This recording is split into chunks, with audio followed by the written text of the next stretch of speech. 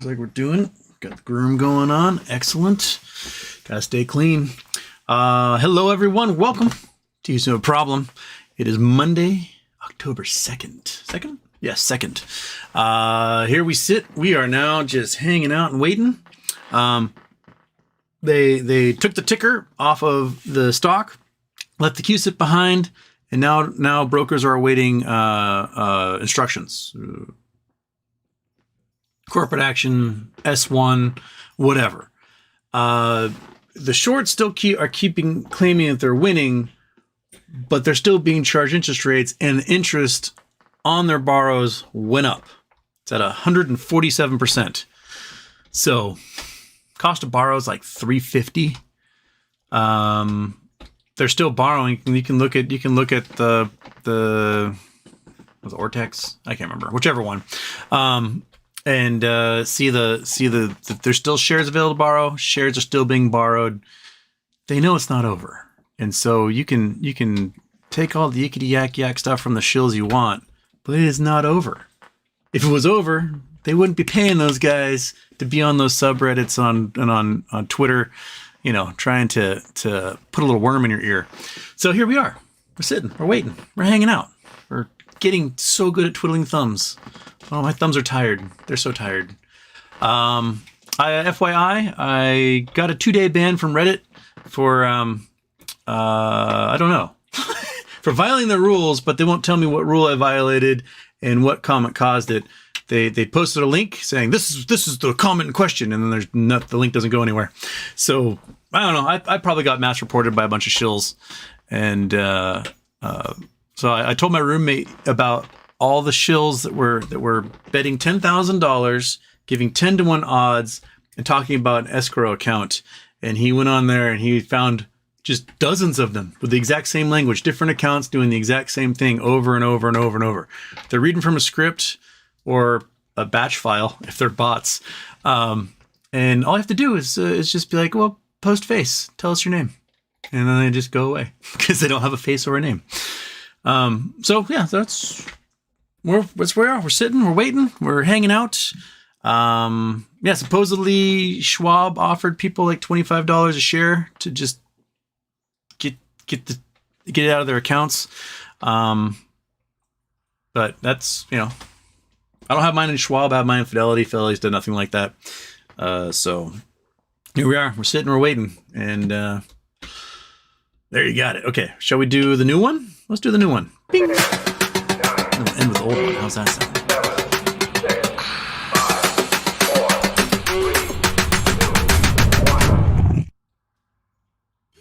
Houston, we have a problem.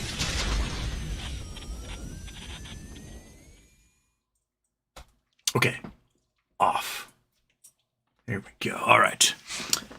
Monkey butt, kitty cat. Everyone's doing all right. Cool. Okay. Get to your chats. I've got quite a few of you in here.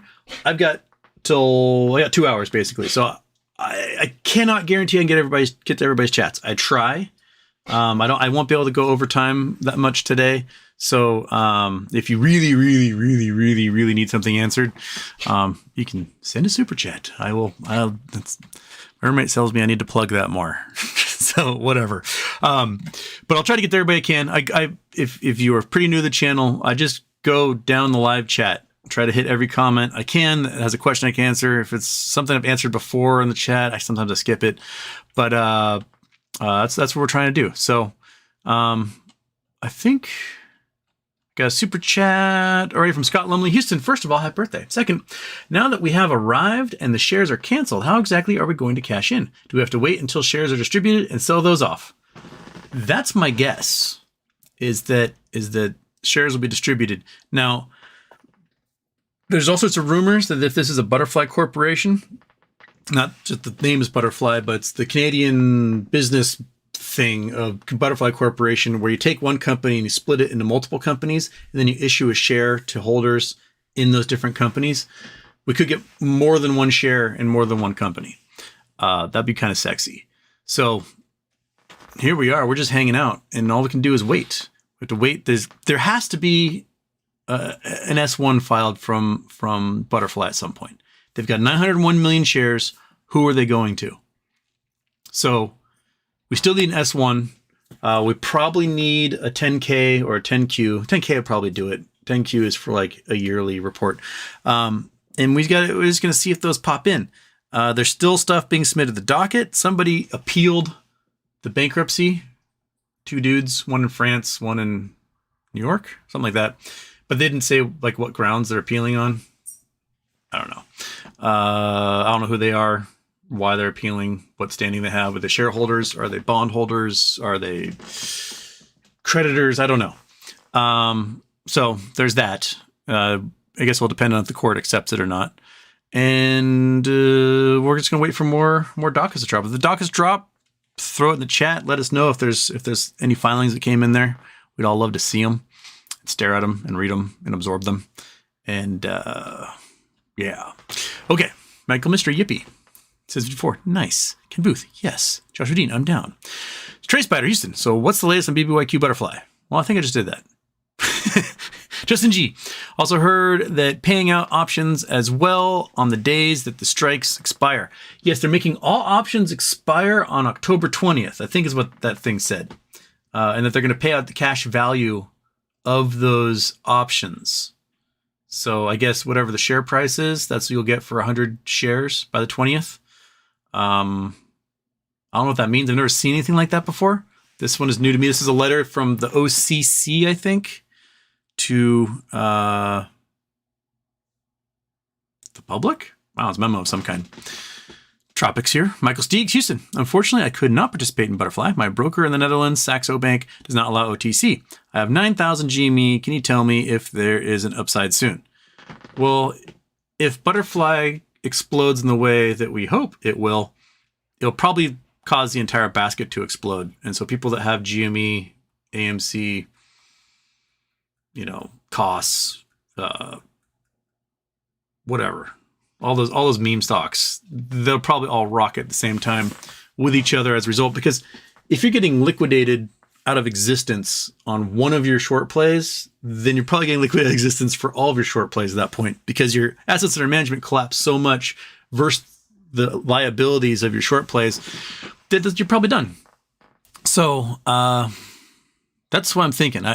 I would love to be able to have this explode, then take that money and invest into another short squeeze and have that explode. But I have a feeling it's all going to go at once. And it's going to be like that. Remember in San Diego a few years ago when they miswired the 4th of July fireworks and they all went off at once? And it was like 10 seconds of the most amazing thing I've ever seen. That's the feeling I have that's going to happen with MOASS, is that the fireworks are all going to go at once. Everyone's going, oh my God, and it's going to be over. And whoa, that's my feeling. That's what I feel here.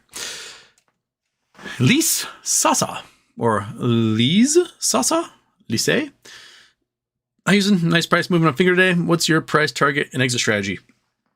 I mean, everyone's calling for a tops type squeeze, which goes to like $200. Cool. I have options for January at $7. $7.50. $7, I think. And just wait till it goes there. I mean, at this point, if I had just played options since June, get $7 options, sell those when I hit $7, buy $7 puts, sell those when I go to 3 whatever, buy $7 options. I could have rode that cycle up and down. I kind of wish I had, but hindsight. That's why they don't give us time machines. We can't go back and be like, pss, pss, pss, pss, pss. Ride the cycle. Hell, if I rode the cycle properly with GME, I'd be a billionaire by now. So, Louis. Super chat. And if I were recommending people buy this butterfly stock, what becomes BBYQ in days? In 3 bullet points, what might I tell them about the upside?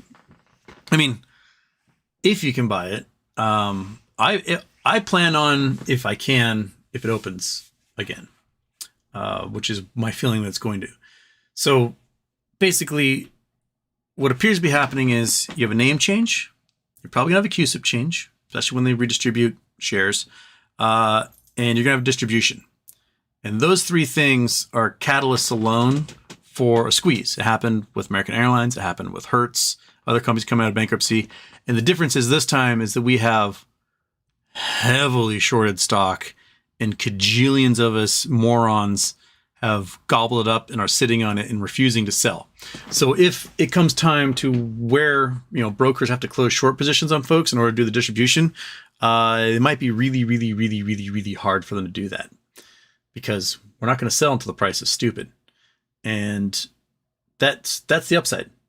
You may get the distribution in multiple companies.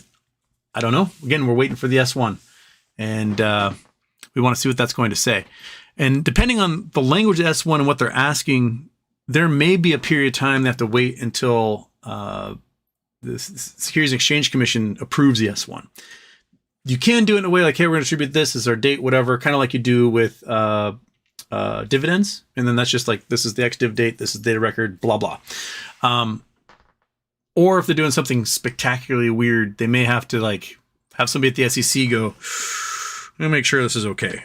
And that can take 30 days to get approved. So depending on what they file for, regardless, we just got to twiddle our thumbs. So get to it. Get to it, everyone. Hope you're at home just doing this right now. So yeah, upside is explosion. That's the upside. That's the entire upside. Explosion. Absolute MOASS explosion. Infinity pool.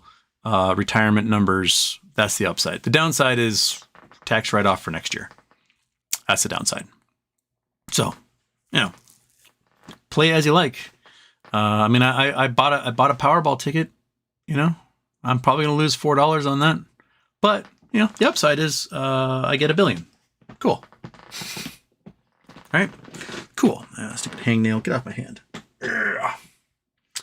All right. So, it's that's where you are. And never,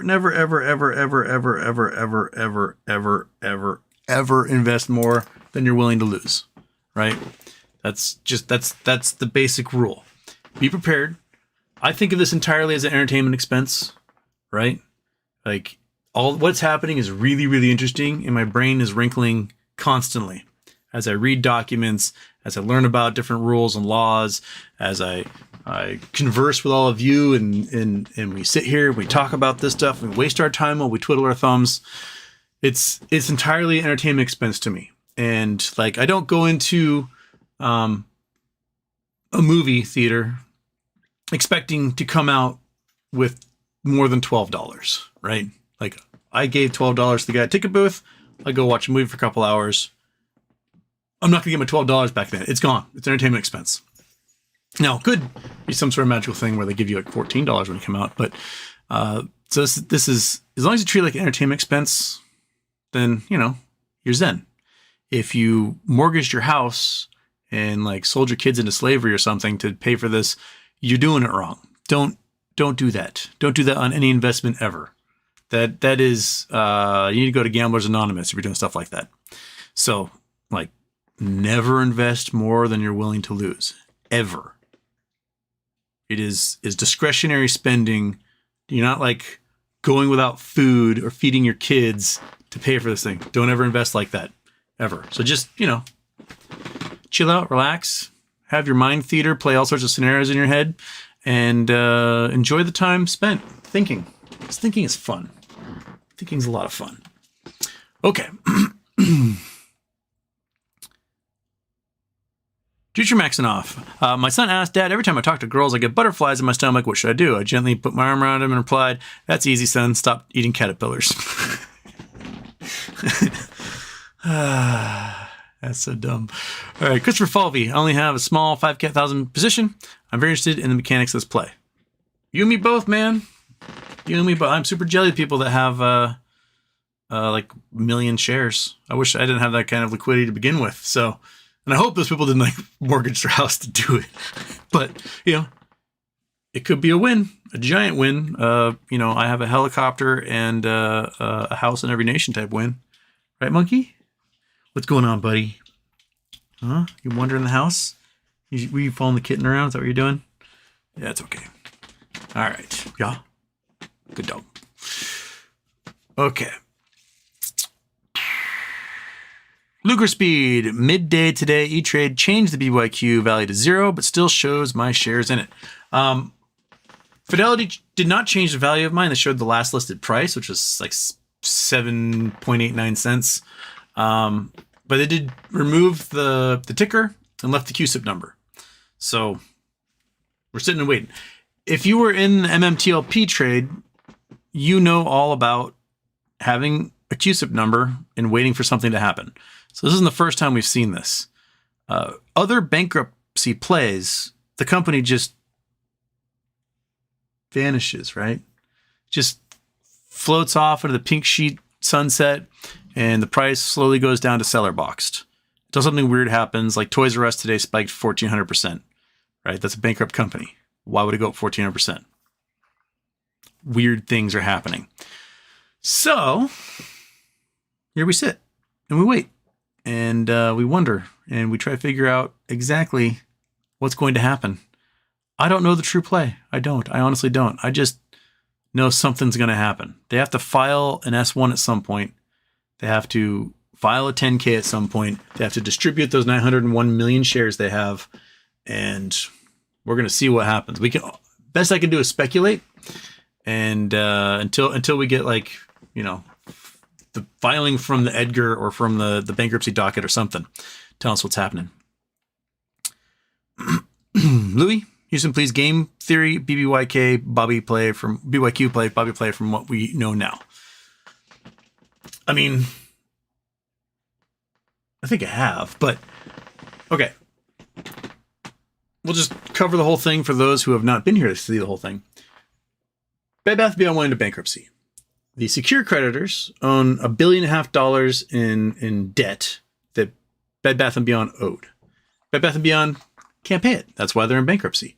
They took a loan from 6th Street for the dip and FILO financing, which is how they pay their way through bankruptcy. Like, bankruptcy costs money. You got to pay lawyers to do stuff. You got filings and, people got to drive around and have meetings and make phone calls and write reports and whatnot. So you got to pay these guys a lot of money. During this bankruptcy, every month you get fee statements from the lawyers, and that shows what they were working on, how much time they worked on it, and what the cost was for. They spent over 2,000 hours with merger and acquisition attorneys talking about nolles, talking about distributions with AST, the transfer agent, talking about merger and acquisitions, right?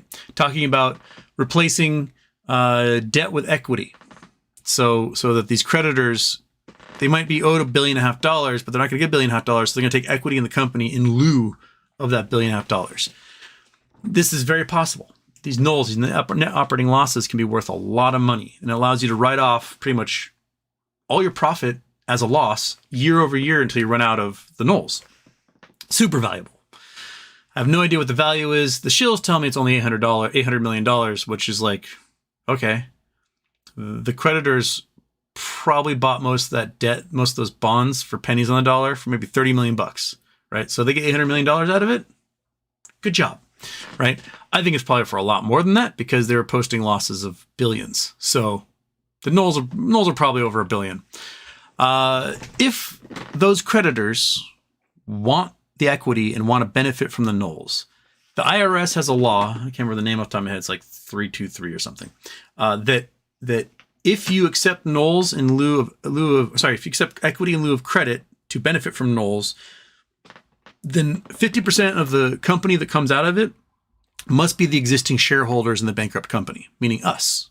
So there's like 450 million shares out there. And we can see from the filings of the New York Department of State that Butterfly has 901 million shares, which is, roughly twice 450 million. So we get a share and they get a share. So we have 50% of the company, they have 50% of the company. And then the company moves forward.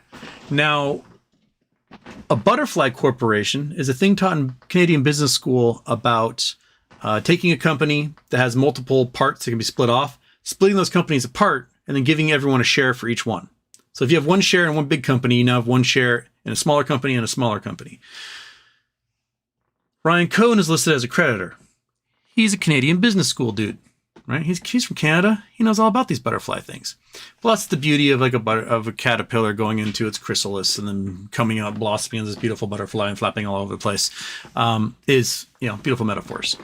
Now, in order to do a distribution, you have to cancel the existing shares and then send out new shares to everybody who's on that record. So they look at that CUSIP and they go, okay, this is the CUSIP. These are going to be the new shares for that. All these people are going to get it. You got to close your position so they can get it. And that's what we're waiting on. We're waiting on the S1 to hit us hard and just, I don't know. The shorts will be able to tell us what it's like to get fucked to death by a butterfly.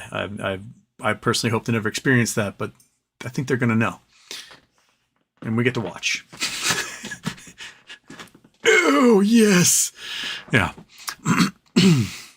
Derek Horst, 25 cash buyout. I can live with that, but seems like it would let the shorts off easy. If you want to be a full hero, you need more than that. Yes.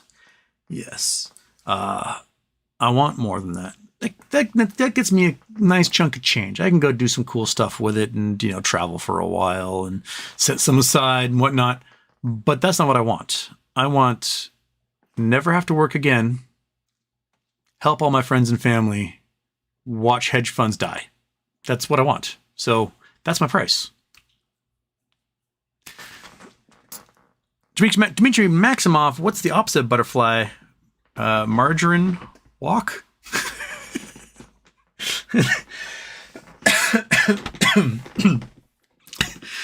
That's what we should call caterpillars from now on. Margarine walkers. I think I choked on my spit on that one. Was not expecting that. Okay. Mark Sloan tried to buy another 2,500 shares of BBBY Butterfly, but still could not, trading on my Canadian TD account. Yeah, I think as long as it's just a CUSIP and no ticker, you're not going to be able to trade. So we got to wait for that S1 to happen. Derek Horst, Robinhood shares trade disabled and showing 789 as a price. Shows I can sell my options for 1 cent. I think I'll hold on to them. Thanks. Currently holding 3,300 shares and 51 $3 calls. It's a good number of $3 calls. And if 20th, whatever the price might be by then, I think you get a cash payout for that, which then you can just go out and buy the shares if you need to with that money. From the way I understand the wording of that OCC document. Joshua Dean, BBBY ticker, was exchange with placeholder number that comes right before the new ticker and new shares that replace the old. Bingo. Yep.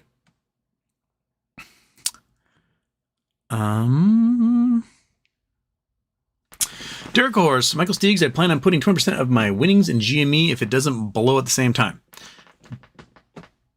Ditto. If it doesn't explode at the same time, I will get into so many other plays. Hell, I'll become an insider at No Labs probably if it explodes enough. Ron, put me on the board. Yeah. There'll be Houston. Oh, no, sorry. Wait, I think I missed one. Dmitry Maximoff, hey, Houston. What can stop shorts and market makers from just not reporting correct numbers and thereby not having to cover much at all? It's not like lying and not like playing by the rules is new to them. I don't think that they can necessarily rely on that because the brokers can look in their internal computers and see what a legit share is and what is a fake share because they're the ones that do that trade. So you get a trade between two brokers. A client at one broker is selling shares that don't exist, right? And a client at another broker wants to buy some shares. So when it comes to the clearinghouse time, the broker sent everything to the clearinghouse. They're supposed to send money one side and shares the other. But this broker over here, I forgot which hand was which. The broker that had the client selling shares that didn't exist, that broker goes, oh shit, money is in the clearinghouse and I need to send shares over to that guy to make this thing legit and I can't sell fake shares. So he rummages through his clients, all different clients, goes, here's some real shares, pulls those out, puts some placeholders in there and sends them for the clearing and the new client gets those shares. Well, the guy on this side, someone in this broker over here may want to sell some shares that don't exist, and he's got to send naked shares over. So that broker now has to root through everything and find out who has some real shares, find that, put some placeholders in there, send them over. So they're sending real shares back and forth all the time. And inside those brokerages, they know where the fake shares are, how many there are, and who's responsible for them. It's supposed to be that if those shares end up T13 as being traded over and then not getting the real shares after 13 days, they're supposed to liquidate. But then, there's all these rules go to T35, but then they can start doing swaps where they take all the stuff that they owe and they trade it with garbage someone else has, and it resets that T35 date, and then it just becomes this hot potato that bounces around between all these like hedge funds and market makers and private equity douchebags and all these guys all over the country, all over the world, and they just trade it every 35 days. And some of the troubles that UBS has gotten into with absorbing Credit Suisse is that they can't find people to trade their hot potatoes. And so they're about to have, they just made an announcement yesterday to expect a 2-point-something billion loss on just hot garbage that they're holding. So the brokers themselves know who owes what. The prime brokers know who's borrowed what and what money they're using on these positions. So the market makers and those guys in the short hedge funds, they can maybe try to hide this stuff as best they can. But in the end, those who can see what's inside the computers know exactly what's up and what short positions are. So we just wait for them to go, oh, this is a mess. And once they do that, it's off to the races, baby. Yeah, chomping at the bit. Leo B. Houston, any word from Rosa's lawsuit? Was it denied, declined, quash? I'm unfamiliar with legal jargon. Have a great show. I talked to her last week about coming on the show. She has trial last week and this week. She said she's going to get back to me when she's out of trial, but she's like hyper focused on getting this trial thing done that she's working on, not related to her trial, for clients. So, yeah, so she's doing that. She's also waiting on word on the California bar. Took the California bar exam, so she'll have, I think, Florida, Texas, and California. And I think if you get those three, it allows you to practice law anywhere in the U.S. So, good for her. Well, she'll pass that. She's a smart lady. She'll pass that just fine. And then we'll have her on the show again and see her lovely face and her cat, and we'll know what's up. Daniel Moats. Houston Community is a great show. Just saw an episode where Troy and Britta were called both versions of Michael Jackson. I laughed for 15 minutes straight. Dude, that show is the funniest show. I think Community is one of the best sitcoms ever made. Hands down. Just brilliant. And they're coming out with a movie. Ooh, baby. It's going to be a movie. I thought it's funny that Chevy Chase, like, this article came out last week. It's like, Chevy Chase, never thought Community was that funny and didn't really like hanging out with those people. Like, dude, you got fired for being racist. You wouldn't stop saying the N-word and like get off the set. So I think I know which those people you didn't want to hang out with, buddy. Which is a bummer because like Chevy Chase, he made some funny movies. I enjoy his body of work, but on a personal note, that guy's an asshole and doesn't have any friends. So bummer. Like Fletch was brilliant. His character in Caddyshack is one of the smoothest operators I've ever seen ad-lib anything ever. Just brilliant. But the guy's an asshole. So that's a bummer that he can't be a part of it because he's so unlikable. Start alert. Oi, Houston. Is it possible that the DTCC pulls the same trick with the new shares like they did with GameStop split dividend? Nobody outside the DTCC has ever seen the blue sheets. Thoughts? This is where we get into conspiracy theory, where, there were filings in bankruptcy talking about something related to crypto distributions and Bed Bath & Beyond. Now, if this is a butterfly facility, right, and they are going to offer positions in multiple companies to shareholders, perhaps one is stock and one is a crypto of some kind, whether it's crypto shares traded on T0 or Loopring, who knows? That has been bandied about and a lot of hopium going into that. If that's the case, there's no way for the DTCC to fake that. They're going to be like, you have to close everything, guys. That's the only way this distribution is going to happen. No shorting. And then they're going to force everybody to close everything out because the distribution cannot, if you have 901 million of these tokens or crypto stocks or whatever, the DTCC cannot replicate it. It is impossible for them to replicate it. So it can only go to 901 million shares as replacers. I mean, we've been hoping for this since I think we first started talking about this when GameStop announced their NFT marketplace. That was like, what, April 2021? So it's been about 2.5 years.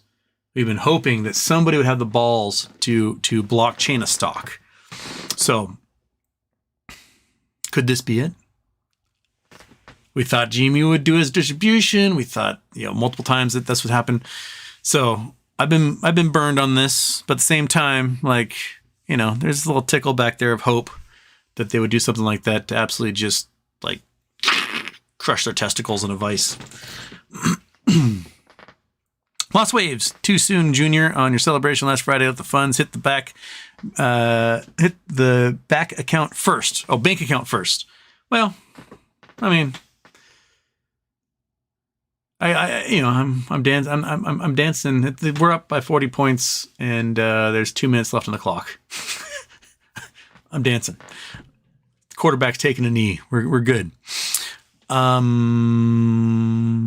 Lost Waves. If we get new shares, could they immediately dilute us to fund the new org? I don't know. The fact that they canceled the share distribution tells me that they aren't going to do that. And my guess is they have enough funding for the new org by whoever owns the collateralized debt. Seems like those guys have money. So, I mean, there's a post last night talking about using this to take Lego public. But because you have 73 subsidiaries, you could potentially do 73 distributions. Now, put Toys R Us on one, put Blockbuster on one, put Lego on one, whatever. That would be fucking hilarious. I don't see that happening. They're like 7 for 1. There'd be 7 different companies for one stock and whatever. I mean, that's, it'd be hilarious if it happened, but I have that in my highly doubt pile. I don't think that's going to happen. It's over there with the crypto share. Like, I'm not going to put my faith in that. I'm putting my faith in there's going to be a distribution of some kind, and the shorts are going to be very angry about that. And the stock price is going to jump immediately, and a lot of shorts are going to get liquidated because they're going to be so underwater on a stock that will never go back to 7 cents again. That's kind of where I'm leaning. And you could sell those nolles, right? If you want to, you could divvy them up. Like Lego would love to maybe go public. They make $2.5 billion profit a year. They would love to write off a lot of that profit and have even more for themselves and their shareholders, right? So, and not have to pay taxes on it. So those nolles can be very valuable to somebody that's already a private company making a pile of money, wants to have shares, but doesn't want to do an IPO. So cool. That'd be fantastic. But I don't see it happening. I see it more as like, the lone gunman from X-Files talking about Loch Ness Monster and stuff.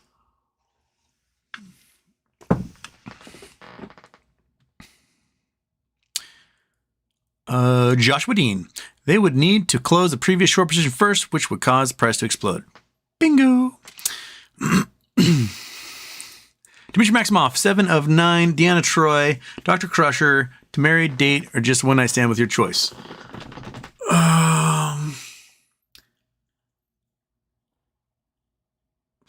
I think you probably date 7 of 9 and then be like, well, she was smoking hot, but I don't know if I can put up with this. Dr. Crusher, I'll probably one night stand Dr. Crusher. Simply because she's, I don't know. She doesn't seem quite as understanding as I'd want my doctor to be. And then Deanna Troy, she'd probably make the most loving wife you could ever imagine. Just patient, understanding, caring. So you'd probably marry Deanna Troy. Yeah, that's my choice. I'm going to stick with it. Kelly Reed, Houston. It is reported that 20% of outstanding mortgages in Canada are now negative amortization. That means 1 in 5 are at risk of insolvency. Sounds about right. I'm sure that a lot of them are just in arrears. Like they're just, people either can't pay enough to pay off their monthly amount. The home prices in Canada are just too damn high. They're too damn high for being that far north. That's it. Maybe you have to make your country less appealing. Maybe you should like, I don't know, just like crush your populace into poverty. And then people are like, I don't want to move to Canada. That's what we have to do. But housing prices in Canada are just too damn high, not sustainable. Boatloads of mortgages about to reset in January when rates started to rise 2 years ago. So there's gonna be even more people. That's gonna be bad. I mean, 1 in 5 is the rate of insolvency for commercial real estate here in the U.S. And there's another 1 in 5 that's just empty. So that's not a sustainable system when 20 to 40% of real estate can't make any money. Just look at China. Okay, the 10-year bond yields are spiking. Shit's about to get real and spooky for markets.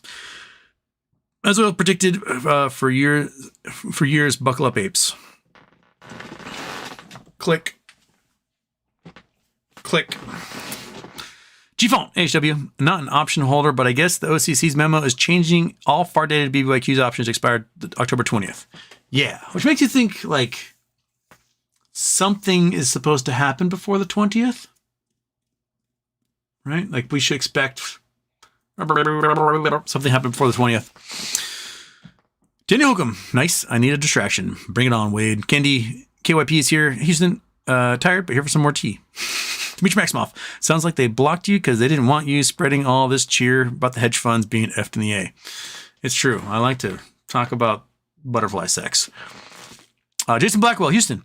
Redheads love going to black neighborhoods and changing things while on holiday. It's ginger vacation. What? What? Didn't hook them. $25 is chicken feed. They wish they could get out of this hole for $25. Uh-huh. They're like, well, that's about the high a year ago, so that's probably good, right? I want so much more. First name, last name. I got the doohickey. So I can draw. Thank you so much. I have not figured out how to make it work on my computer yet. I still have to do that. But I'll still be able to draw rather than trying to use my mouse and paint. So that will be a benefit. Thank you so much for that.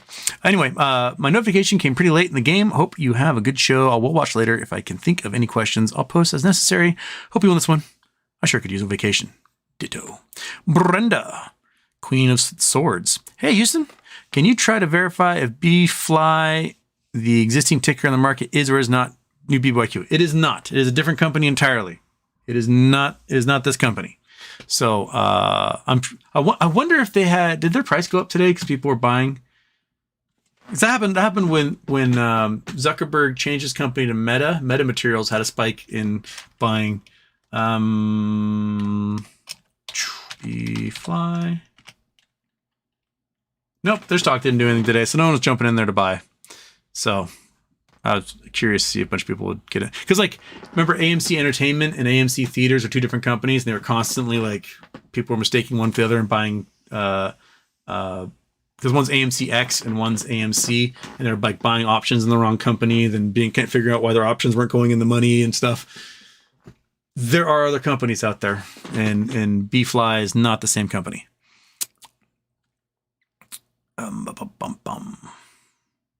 Derek Cohorse, my calls still say 119.24. Coffee Donuts and Homer, can you explain more about buying puts on the way down? How do you know the strike price or date to buy? I don't. And I don't even know if there'll be an options chain, honestly. There might not be an options chain by then, especially if they're closing out all the current options by October 20th. We may not have the opportunity to 10x our already huge wins by playing options. But if there is an options chain available, all right, let's say the price goes up. It's at like $1 kajillion and you sell. And you can look at the options chain, look at puts. And this might be, I don't know, you may sell for $10,000 a share in the highest available put because some stupid trading computer is just writing options for whatever. Is they got puts at $1,000, right? Stock price at 10,000, they have puts at 1,000. At that point, they're probably $1 each. You buy a boatload of those things, as many as they'll sell to you. The price will fly back down past $1,000, keep dropping, end up to where the stock should be at, $15 or whatever. right? That means you're going to make $9,885 on every single one of those options if that's the case. So why not? Like there's no way the stock would be sustainable at $10,000 forever. It's a short squeeze. It goes woohoo, boink, and it goes right back down again. That's the nature of it. So if you can get puts when the time is right, might as well win off of that, right? $1 investment becomes $98,000. $99,885. Not too shabby. Not too shabby of a play on that one. Another regional bank went belly up today. Whoever has puts on them probably made a fortune. We're gonna see more of that, as Kelly pointed out. Like the banks are hurting. People can't pay their mortgages. They can't pay their car loans. They can't pay their commercial real estate bonds.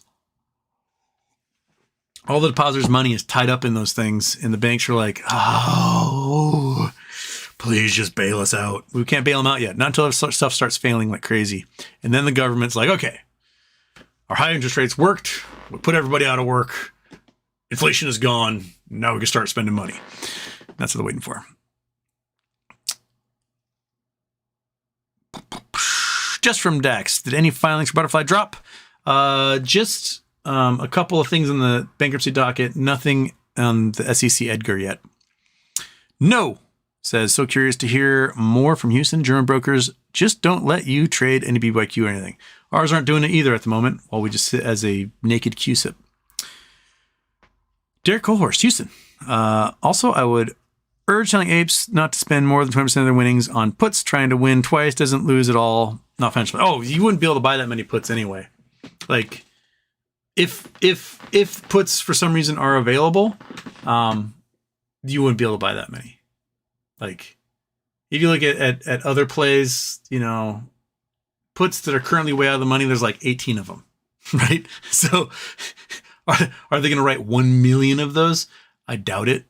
So, you know, buy what you can if you can and ride that sucker back down, but definitely take a win. Don't gamble everything. Like, remember when crypto shit the bed in 2021, right? And all that stuff was collapsing, and then shit the bed again in 2022.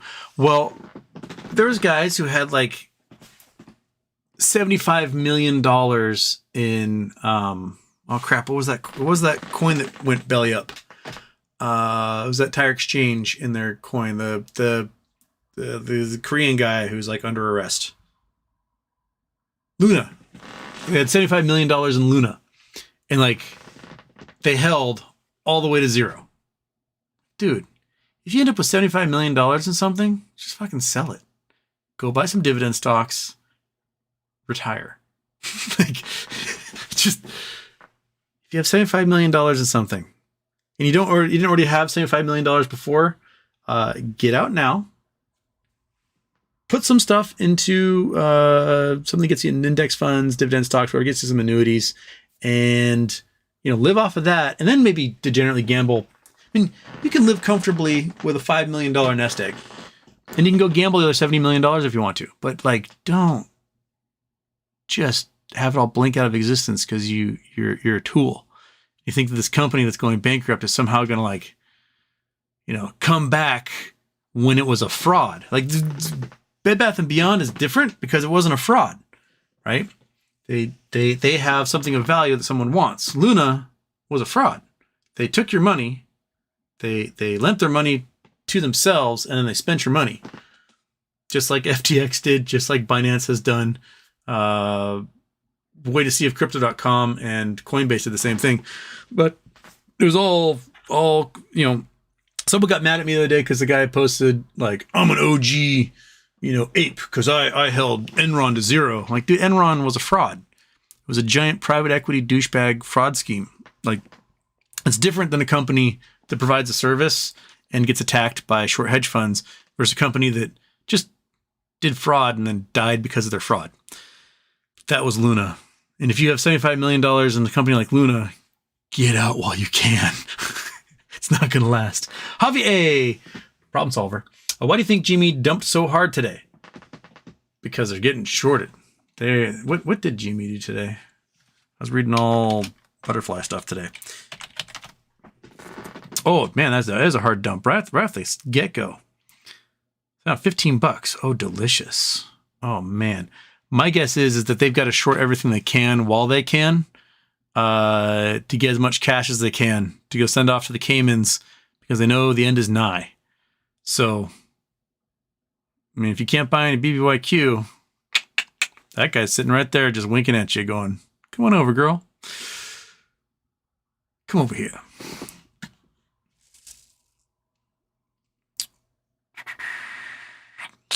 Killer Russ, Houston, happy birthday. Do you have a date for when people need to register next bridge shares of AST? We do not have a date yet. In their frequently asked questions, they said that the date you need to be registered by was 60 days after the approval of the S1. The S1 has not been approved yet. So it seems like the S1 should have some sort of word by now because it was like July 25th. That's a long time to wait for approval on S1, but they did amend it, so that might send that out another 45 days. But yeah, so 60 days from when it's approved, that's when they expect you to be registered. And it took me about 4 weeks to get mine registered. So if you haven't registered now, then I would definitely do it by the time that S1 is approved, and then you can get that window in there. And it sounds like McCabe and Berta aren't going to register their shares until they're certain a large enough group of people already have, and then they'll send their shares over and expose that there's not enough to send over. So that's where we're sitting. First name, last name, Fidelity slowly locked BBYQ down today. It was there in the morning, and by closing, it is in limbo. MMTLP status, I think, will change soon. I think so, too. Coffee Donuts and Homer. How did ICANN get to keep GME puts? Don't they expire and the broker exercise them if they are in the money?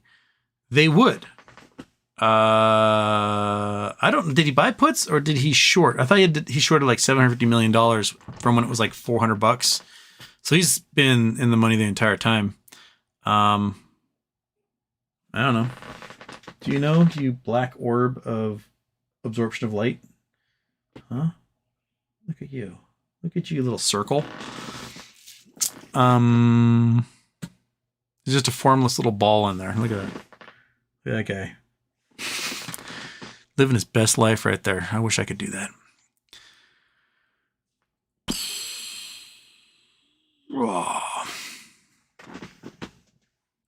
No, it says, so here are my bingo calls for the next week. New shares lend every single day. Glitches, no buy, no sell button, lost shares, owe a fire, SEC does nothing, fine of $5, justice system fails. Those are kind of the negative Nancy bingo cards, but it's something to look at, I guess.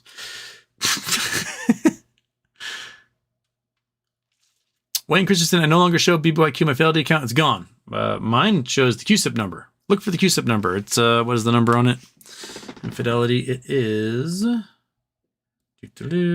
Oh my God, I'll make me log in again.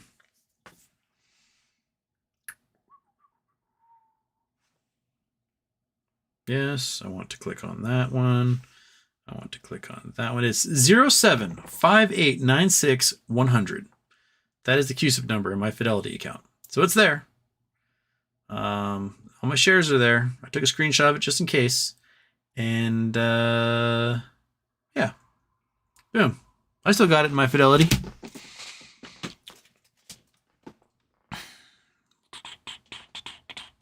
Oh, and then Coffee Donuts put the CUSIP number in there. We're good. Okay.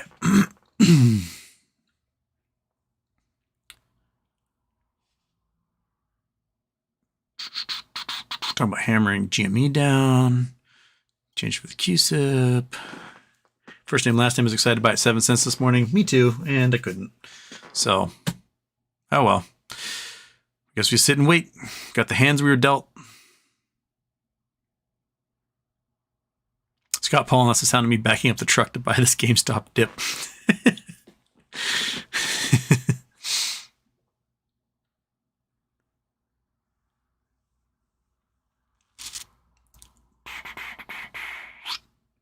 No says, wait, if they offer $25 for a 7-cent stock, that's a 35,714% profit.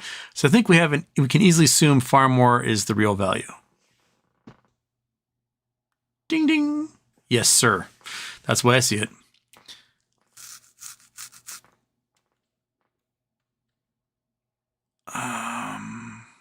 Coffee Donuts and Homer. I sold my DRV at 61, so it went to 63.75. Yep.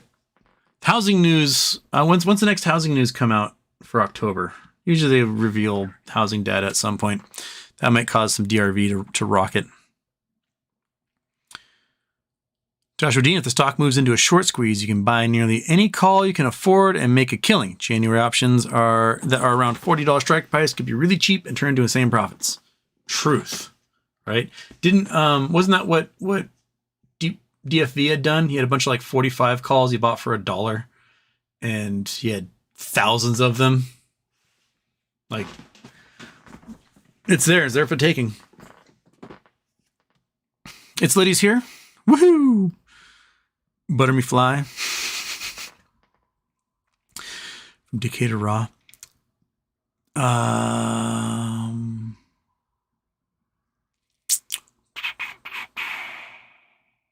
Kevin Rin and happy birthday, Houston. Basic game theory. The more enemies you encounter, the closer to the end you are. The shills are out in full force. Thy end is near. That's a good way of phrasing it. I like that analogy. Yeah, because you always get like the most dudes, playing Wolfenstein, you get the most people between you and Mecha Hitler at that point, right? So, yeah, that's an excellent analogy. Yes, they're densest in front of the Capitol. Coffee with Duns and Homer, Houston, whatever happened to the War Rig Engine Company? That company screwed you over. Oh, they definitely screwed me over. I've just had so many other legal things to battle. I haven't been able to do anything about that. I was just hoping to get a win here and, buy a new war rig, fix the old war rig, do something with it, and then hit the road, jack, get a fancy new, GPX 7000 from Mine Lab and just go looking for stuff. I was saying boo earns.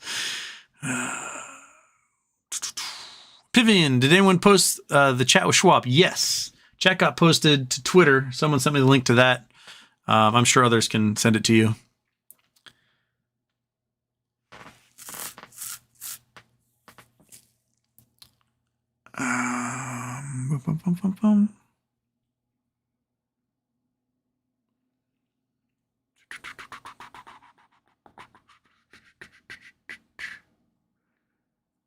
Vivian, they being someone at Schwab, picture of a Twitter from someone who knows someone that might be living next to someone that heard it from a guy.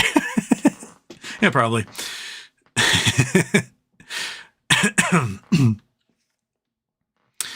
Michael Harrow, Phil Alderson, who is short BBYQ, confirmed that he is still getting charged interest. It's at 147%. Yeah, he's getting charged interest on that and on a short on yellow. Yellow is at like 99%. So he's still being charged interest on that.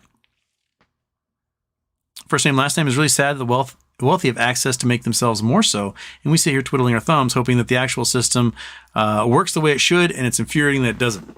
Exactly. We don't have the power. Instead, we sit and we twiddle our thumbs. We are thumb twiddlers. We have to hope that they screw up and get so greedy that the entire system just collapses. And in the calamity, we get fed scraps. And those scraps are enough to like push us up a level to have just slightly more power than we had before. In this case, my hope is that we vaporize some billionaires and replace them. M. Hobson, Houston. How do we protect ourselves against US dollar devaluation, assuming we have lots of tendies?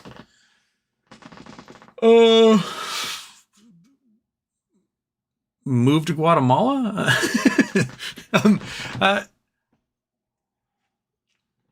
The best thing you can do is invest in stuff that rises faster than inflation. So, there are plenty of high yield dividend stocks that give out dividends at rates higher than inflation. You can invest in emerging growth markets. You can hedge. So like if the market's going to go down, you invest in things that win on that. Either short the market, reverse ETFs, gold, things like that. And then when everything recovers, you do the opposite, right? Like, or as it's going to recover, hits the bottom, then you sell all that stuff and you buy back in, and it rockets faster than inflation could possibly happen. So, I mean, that's the game you got to play. That's what the rich people do. So they're currently making all their plays, getting ready for everything to collapse. And the smart ones will come out on top of that further. The dumb ones put all their money into short hedge fund. That short hedge fund's about to get evaporated.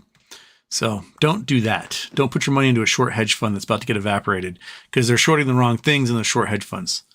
They're shorting a bunch of stocks that will fly when everything else goes down because they've got negative beta, and not shorting the things that are going to drop in that time period, right? So, and they don't have anything left to make those plays with because they're over margined, over leveraged.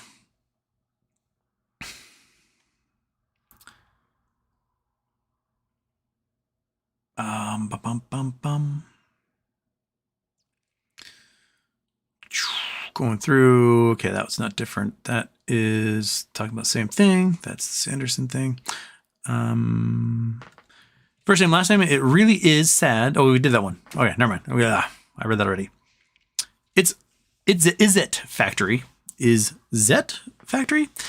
Cash App is saying they are going to sell BBYQ shares in their customers' accounts. Pics of the email as per potato in my ass. Last part censored due to YouTube. I haven't seen potato in my ass here in a while. What's he up to? Interesting. Well, Cash App is one of those weird, like, I wouldn't be doing my investments with Cash App. Just, like, I know you can, but there's, like, big brokerages, trading apps, things like Cash App. You're like, I might as well be in, like, a European brokerage that has some sort of weird proxy holding all my shares via third and fourth party. And that's the feeling I have if I were invested buying shares with Cash App. For some folks, that might be the only way for them to do any investment. So, they might have an option for anything else. Philip Clayton Houston are willing to host a party at the Eye of Africa for everyone when we finally get paid. That would be hilarious. And sure, why not? I talked about this with, I think with Jersey the other day. And, like, I don't know, if MOASS is the way we like, we could hire Iron Maiden or something to do a show in the Eye of Africa. And I don't know, us and some like Tuareg Bedouins rocking and rolling. Where is it? Sorry, the chat just reset and I lost where I was. I think it was at 224.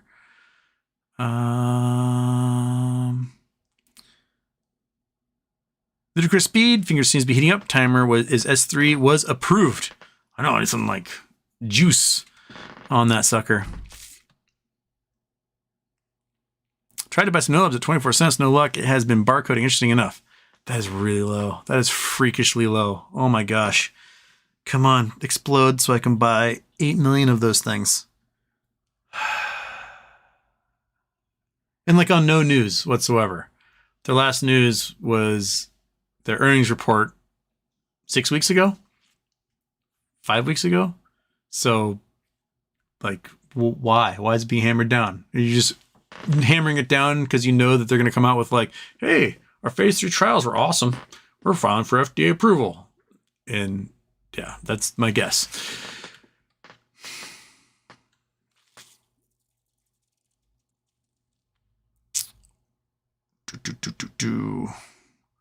Can they hold this hostage? The whole hobbler. We need to get back on X, create a burner account. Don't respond to Nazis. It's so hard. It's so hard not to be like, you're a Nazi and I'm going to be mean to you. It's my nature. I have to. This is my learned experience. No, it's like McDonald's owing you 10 burgers and being able to delay it by giving you more burgers later forever, but not forever this time.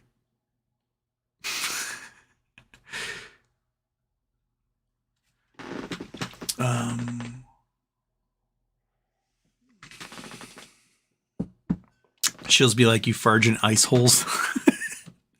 The passing cloud meltdowners are putting in the hours today. Someone just replied to me on a daily thread from 8 months ago. They're trying to ferret out everyone that possibly could. Yogi, Defense Secretary's DefSec starts tomorrow, and there's a certain cool tech company with an entire wing named after it. I can't wait to see what cool stuff Acme has to show. Did you see the Panasonic news? Yes, I saw the Panasonic news. I also saw something about another G10 country making a purchase, but they can't say who it is because all that stuff's top secret. But anyway, that's much as I can talk about that. Andrew Stewart, what is the biggest scandal in sports ever, in your opinion?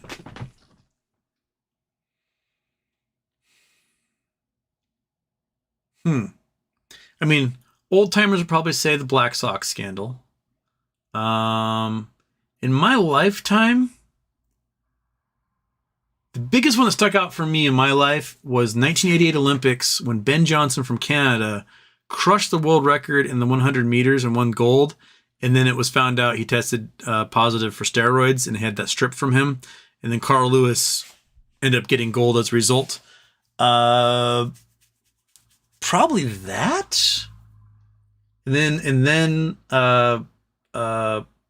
Lance Armstrong. Probably Lance Armstrong. Because like we don't talk about it much, but the entire Eastern Bloc, especially the East Germans, they were using so much steroids during the 70s and early 80s that like there were women, runners, sprinters, swimmers that were on steroids, and they took so much steroids and testosterone that they literally like became men and then have to live their lives as men from now on. And then remember Barcelona 92 Olympics, the Chinese swimming team showed up and those women were so ripped and won so many medals and they were so obviously on steroids. And then the Chinese swimmers never performed like that again because testing changed. And then probably, do you ever see Icarus, the documentary on Netflix?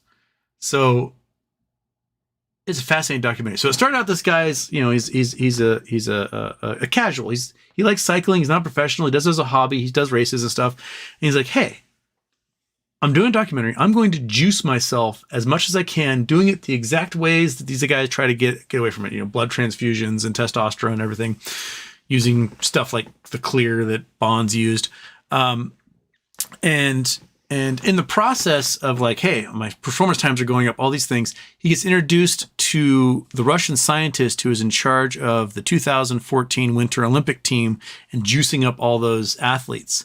And he wants to escape and report to IOC what he was doing. And so this documentary switches from this guy's like, let's see what kind of performance gains I can get as a 40-year-old doing professional cycling, to how are we going to get this guy out of Russia and in front of the IOC to testify?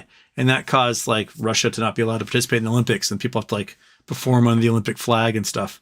But there's a lot of cheating scandals out there. I mean, there's, people throw boxing matches, Pete Rose gambling, steroids in baseball in general. I mean, I remember like Mark McGuire talking to reporters at his locker, and behind him is like a bottle of anabolic steroids. So there's so many great baseball players that became world renowned baseball players due to sticking a needle in their butt. And their numbers from before they're probably using steroids would have been good enough for them to go in the Hall of Fame. But because they extended their careers and, went to these superhuman levels, they're tainted and they'll never get in the Hall. Mark McGuire will never get in the Hall of Fame. Sammy Sosa will never get in the Hall of Fame. Roger Clemens may never get in the Hall of Fame. Alex Rodriguez, Mark McGuire, Rafael Palmeiro. Those are all dudes that should go in the Hall of Fame based on what they did, and they're all tainted by the steroid scandal. So, I mean, you're not going to see Lance Armstrong, doing advertisements for anybody anymore. That guy's making $100 million a year getting sponsored for being a 7-time winner of the Tour de France, and they just stripped him of all those things, and he just like hides out on his ranch in Texas, and you never see him anymore. So, I don't know. Those are probably the big ones. I'm sure more will come to my head, but yeah. Excuse me. MS H, is there time limit, how soon Butterfly needs to hit the market. Also, FYI, Butterfly ticker is taken, so it'll be different. It will be different. That's why I think Butt is a great one. Or Butt F. Butt FQ. But. Here we are.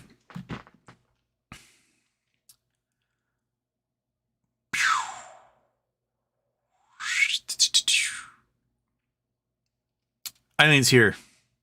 Woo!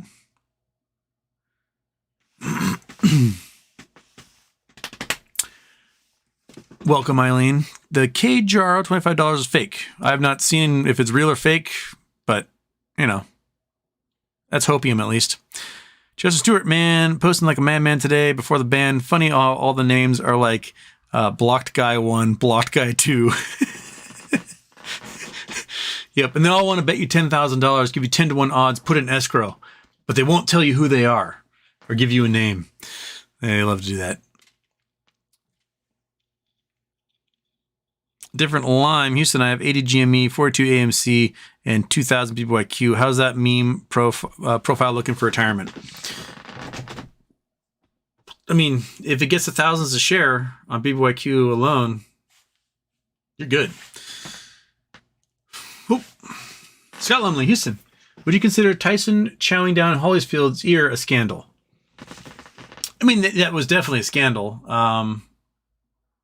It wasn't a cheating scandal. It was more of a sore losing scandal. Tyson was out of control back then. He was, I mean, pictures of him at parties, he had like cocaine all over his face and stuff. So he was not in a mentally safe space. I think Mike Tyson is better now mentally than he was then. He's much more self-aware. He's much more introspective. One of the most fascinating shows I ever saw was when he did that one-man show, which, I mean, I think Mike Tyson, one-man show, he stood up there and he like bared his soul for 2.5 hours on Broadway, night after night for like months with a one-man show, and it was incredible. You know, it's from his perspective, so like, you know, you gotta take that with a grain of salt, but it was still like, I think Mike Tyson was definitely one of those guys who did not develop his prefrontal cortex until much later in life. And when he did, he was like, oh God, holy shit. But I do think one of the funniest pre-fight press conferences I ever saw was him. He's got his entourage and he's telling the press, he's like, Zoloft's the only thing keeping me from murdering all you motherfuckers. You better be thinking Zoloft. That one cracked me up. But and I just saw Tonya Harding go by. Yeah, Tonya Harding, that was a huge one. Tonya Harding paying for the knee bashing of Nancy Kerrigan. I was Nancy Kerrigan for Halloween one year. She remember that name. I've met Tonya Harding. She is from Washington, and years ago, this has been probably early 2000s. She was dating a guy in the town next to me, and I would see her on the ferry boat all the time. And I've met Tonya Harding before. She looked like a train wreck. Simple as that. So, yeah, there's a local connection right there. Nancy Kerrigan. Oh goodness. I like, as a young Houston, a young, like, 12-year-old Houston, I had a crush on Nancy Kerrigan, that's for sure. Tonya Harding, I was like, that lady looks like a redneck. And she was.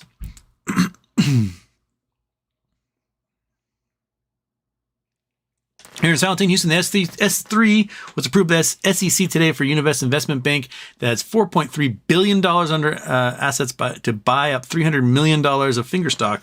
Stock's up 23% in the day. Any day now. Woo! I looked into Univest does seem to push little squeezes on stuff all the time. Okay. T-Mart 2006. You just found him, Eileen? He's literally been on the PB show. And I'll be on tonight at 9, I hope. I think the last time on the PP show, I still had a Twitter account, and the link to get on to join them is in that Twitter account, and I'll have to see if that still exists. So if not, tell someone from the PP show to DM me on Reddit. I can read it on Reddit. I just can't reply back. I can send like a smiley face emoji. That's about it. So yes, tell me to send me something, and so I can get on there tonight at 9 Pacific. So in 5.5-ish hours, depending on when I get home. So yeah.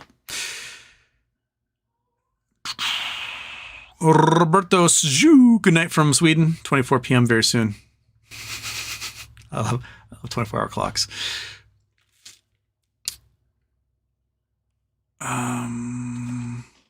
Walker Rats Houston, I have 121,000 shares. How much do you think I can make?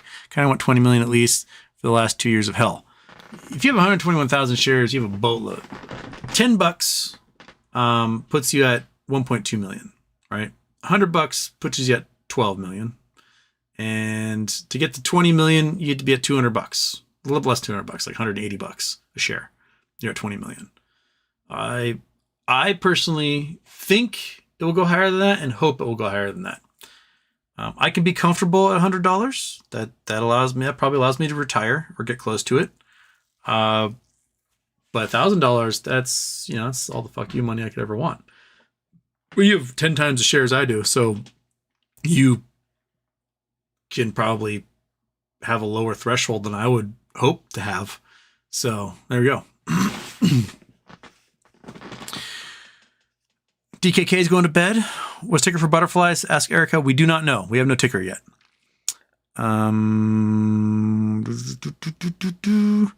Robert Zhu, if you'd like to go anywhere, you are welcome to Sweden. I would love to go. I've not been to Sweden yet. I've been to Norway. I've been to Iceland. Those are my 2 Nordic countries I've been to. But yeah, let's rock and roll. I mean, my goal in my retirement is to literally travel the world and meet all of you. Have lunch everywhere I possibly can with one of you, and just meet you all. Collect you. I'll collect you like Pokemon. And this guy probably won't come with me because I don't know how he would do on a road trip, but the monkey butt would definitely be coming. So we're eating at outdoor cafes with the monkey butt, at least in North America. I don't know if we're going to be doing a trip with monkey butt through Europe or elsewhere. Australia. It'll take forever to get monkey butt in Australia. That'd be cruel to her. But yeah.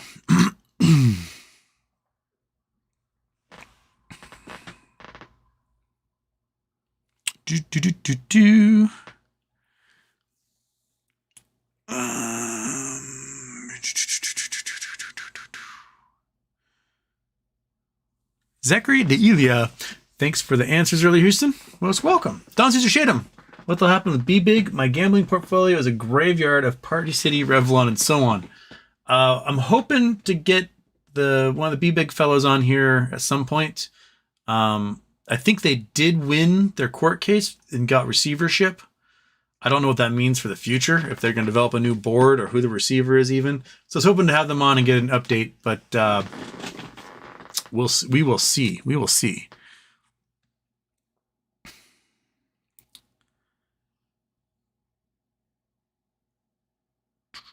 Dragon, what affects the Central American country of Honduras that traveled to Russia to support its war?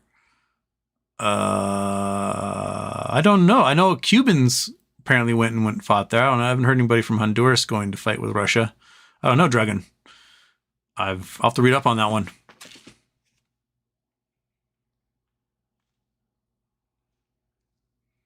Cough Johnson Homer, I hope RC managed to outsmart that kid who made a ton of money a few months back. Lousy 1% needs to feel the burn. Yes. The lousiest of the lousy 1%. Burn them all. Eat them. Guillotine them. Josh Jobs, what could be the correlation with RC coming out as CEO at GME and at the exact same time BBBY metamorphosized? Could that cover his ass some way on one or the other? Probably. Especially if he took his share sales and turned it into collateralized debt. That shows that he still wanted the company and he was just fed up with how they're handling it.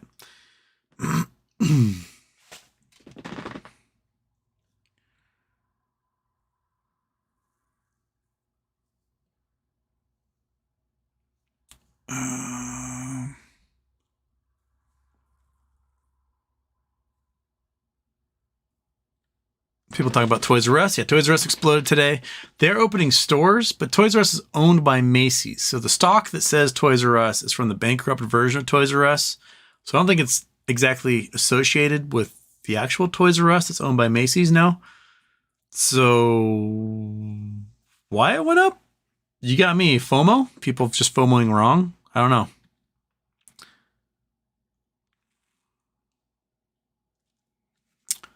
Says 54 using position on BBYQ shares options for me or you. I've got shares. I bought options, but I didn't get far enough out. I should have bought further out. That was stupid of me. I had hundreds of them, but I thought the stalking horse bid would be huge by the June, and it wasn't. So, there I am.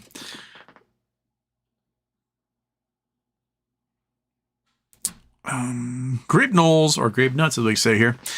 Houston, happy birthday. Do you think fascism is capitalism crisis? Are we there? Also, what needs to happen by the 9th of this month? 8th would be Monday? Sunday. When is the 8th? Come on. The 8th is Sunday. 9th is Monday.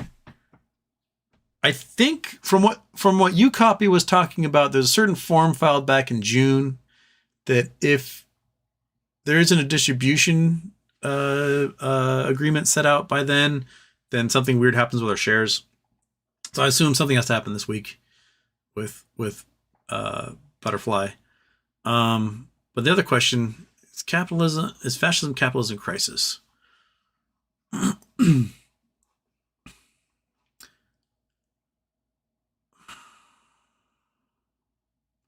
I think naturally there's a part of the population, regardless of if there is an economic system of any kind or not, that is pro-authoritarian.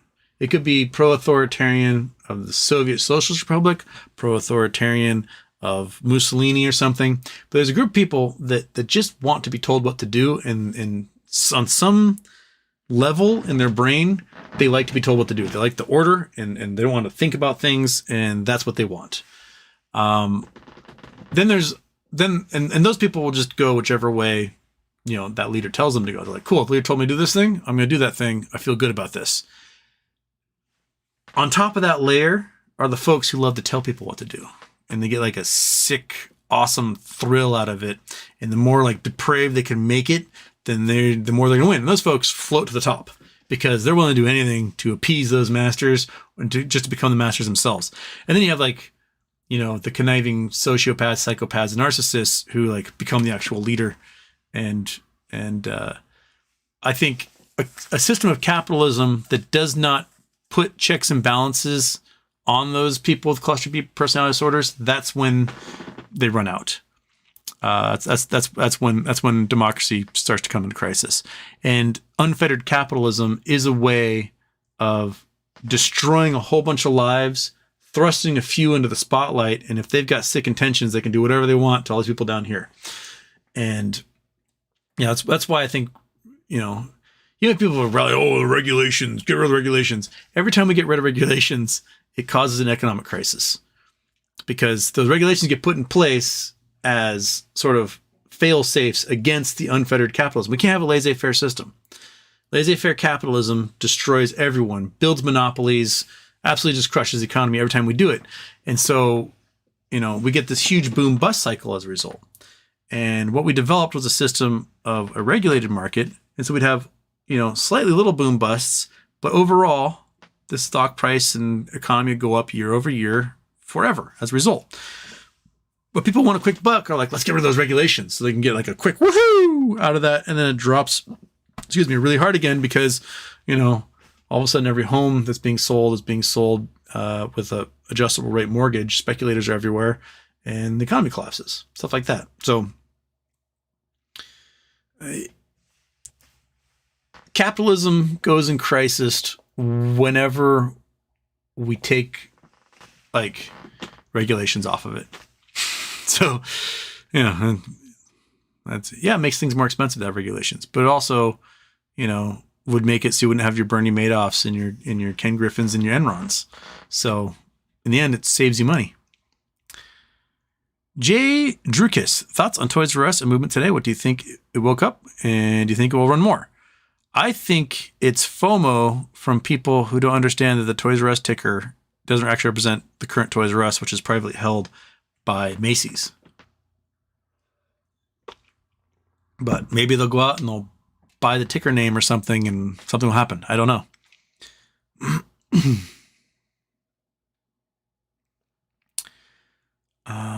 Where am I? 351? Okay. Owens Hunter, it's been so long since I played the calculator game with GME. Can you do an estimate as a collateral of BBYQ?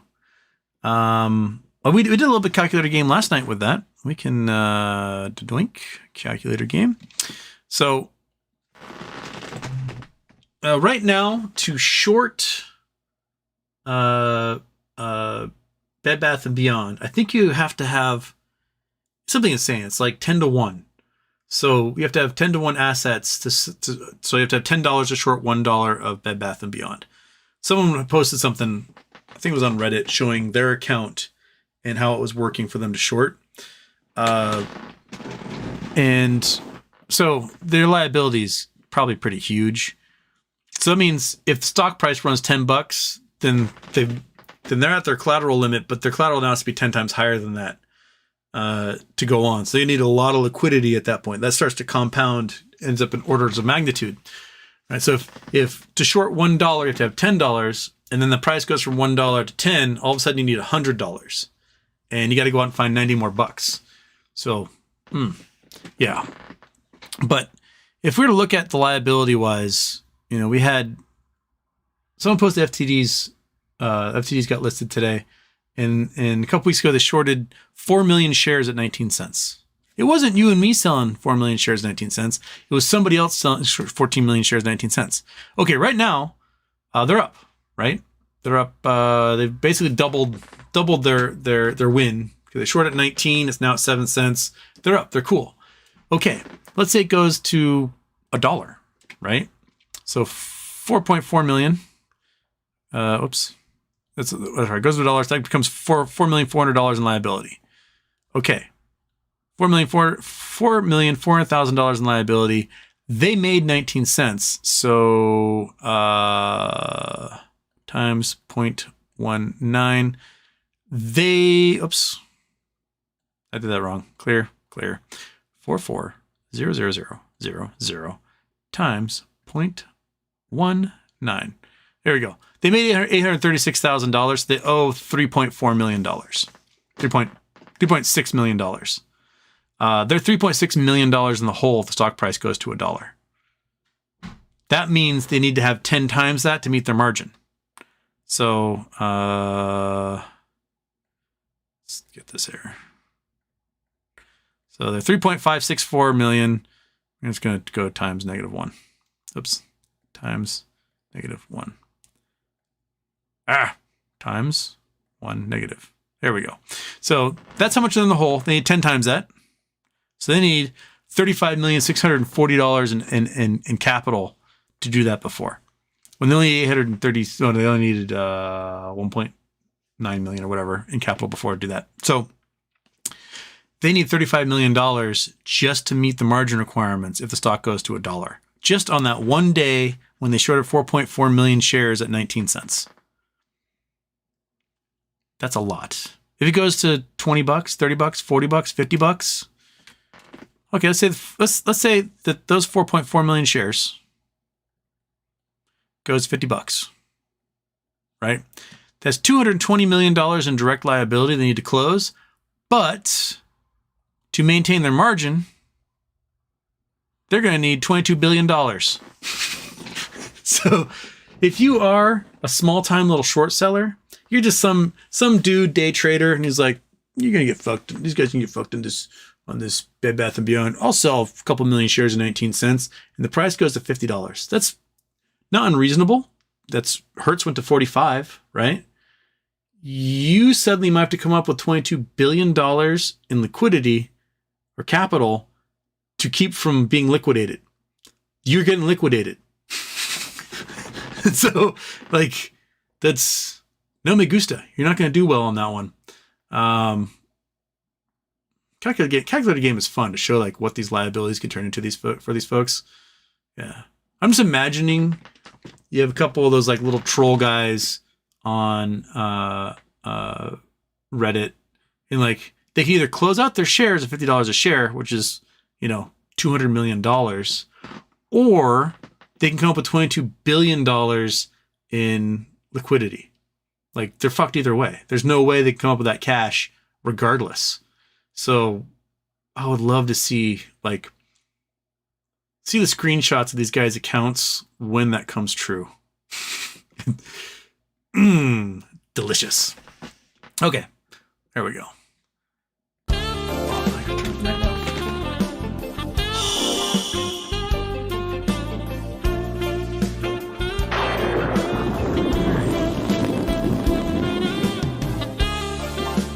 How do you get so far on the show and not go to the second screen? All right. Nighttime off. Kitty, I'm going to spike you like a football. That's what I want to do right now. Marcel, just jiggle your fat belly. Oh, just jiggle your fat belly because it's so fat. Oh, yeah. All right.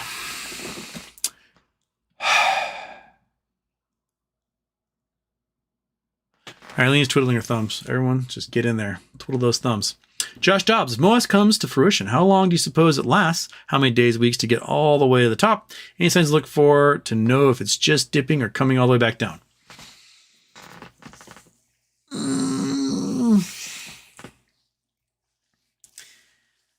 Man, we tried game theorying this out back at the early days of the MOASS theory, right? So if things get bad, at first you'll have the smart people will close as early as possible. They will close at, $1, whatever they can close at. Just get it closed, get it done. Yeah, we lost. Okay, we're out.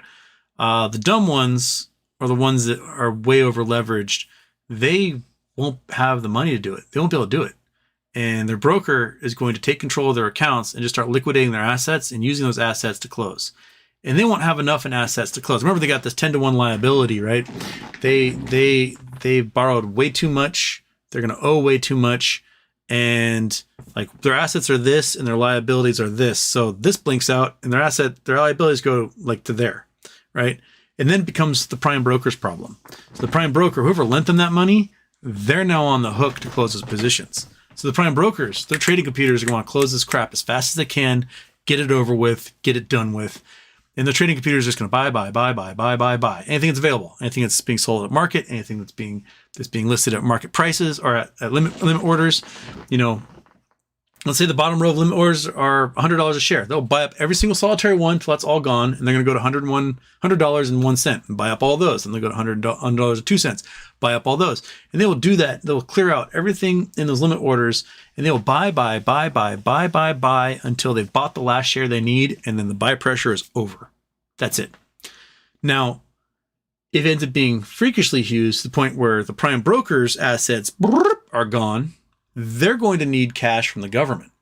And they're going to need cash from the insurance program that the DTCC has. And that money might come in fits and spurts. So they may buy and not have any cash, and then the computer can't buy anymore. Or they may just hope that the cash comes in before T+2 is coming. But at current volumes, it'd probably take them 100 days to cover, which is a lot. So the way you get over that is by jacking the price up as high as possible. They put the price at $1 million a share. You're all selling, right? Like that. Done. Okay. We just spent the entire economy of the planet on this one stock because we're a bunch of idiots, but we sold. Done. Ta-da. Yay. So the volume will depend upon how ridiculous the price gets. GameStop back in the day had a float of like 65 million, and during the peak of the sneeze was doing 190 million in volume, and that wasn't even closing. That was just FOMO. Those were not closing. The report that came out from the SEC showed that almost all of that was buying from retail and nothing to do with closing positions by short hedge funds. So short hedge funds are probably shorting even more, digging themselves an even bigger hole back then. But yeah, we're looking at, to be able to close this thing out in a week, you'd probably need volumes of a few hundred million a day. 300 to 400 million a day, probably. You might be able to close that out in a week. But the prices are going to have to be freakishly high to generate that kind of volume. Yeah, you might get what might look like a dead cat bounce, but that might be the ultimate peak there. It's hard to think it through because this would probably be a once in a lifetime type event. So we can try to compare it to previous squeezes, but those things would pale in comparison to what this could become if it works out the way I think it's going to. So, M. Hobson, Houston. MOASS will still be a fraction of what they've stolen over the decades. What do you see post MOASS for hedgy thieves, jail, and mass?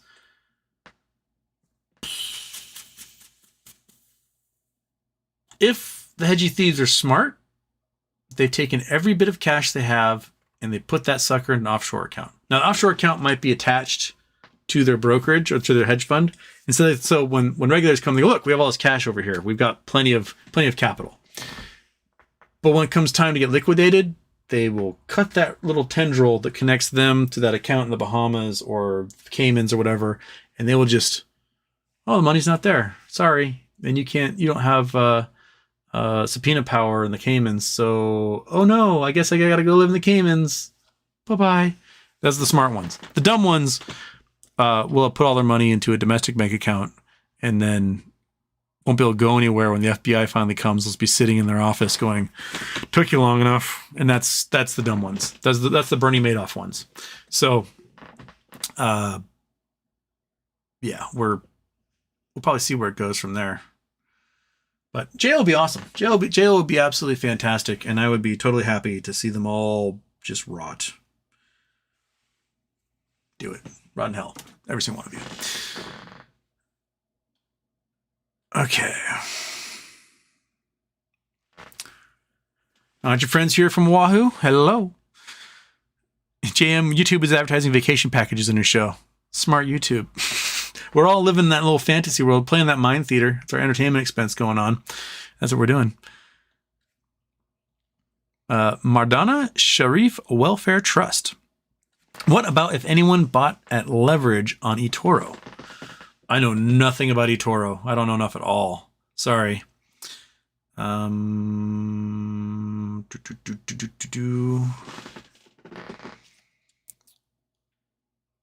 Eileen, your voice is soothing my stress. Good. Okay, Mardana Sharif, what will be the status of who bought on leverage? Oh, that's what we're talking about, bought on leverage. So if you're in a margin account and you bought a bunch of shares on leverage, and the share price goes crazy, you're good. The share price, you might talk to your broker, because right now there's like no value. There's just the last known trade was at 7 cents or whatever. So you may be asked to put some more money into your cash side of your account right now until the price goes woohoo. I would look at that. I would talk to your broker about that. You may get like a notice like, hey, you need to deposit X number of dollars into your account for this play at the moment. But once it starts trading again, that price is going to just, at least that's the hope. Okay.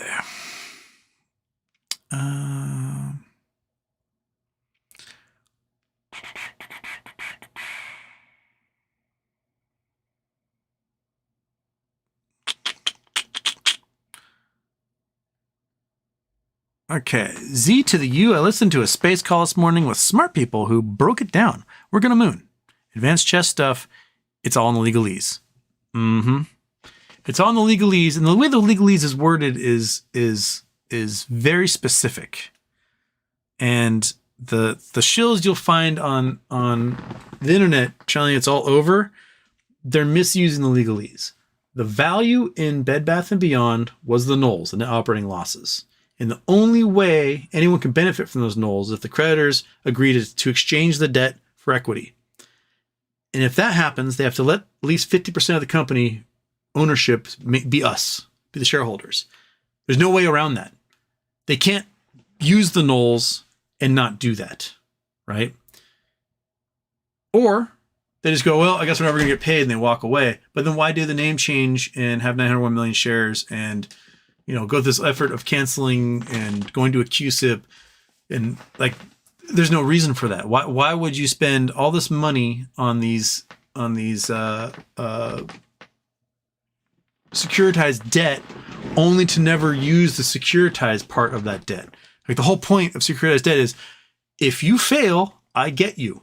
That's it. That's what you do. I worked at a private college that had a bunch of securitized debt. The college failed, and the debt holders became the owners of the college. That's how it works. The Art Institute was owned by, Education Management Corporation was a publicly traded company. They owned the Art Institute, they owned Brown Mackie College, they owned Argus University, they owned University of the South, and some others. Multi-billion-dollar company, 250,000 students across the country at all these various colleges.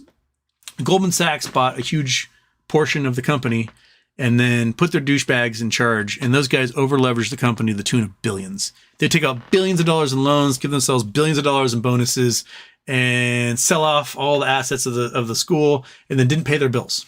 And so the bank who lent them all that money that they gave themselves huge bonuses with, when they went to bankruptcy, was like, I guess I'm stuck owning a college. Okay. So that's how they ended up owning the college, because, those guys spent all the money. These guys bought the securitized debt, and that collateral was the college. So you don't just go, oh, well, I guess I won't take anything off of this. No, you take the assets, and the greatest assets are the nolles. That's what you take. And if the nolles require you to let the shareholders maintain 50% equity in the company, that's what you do.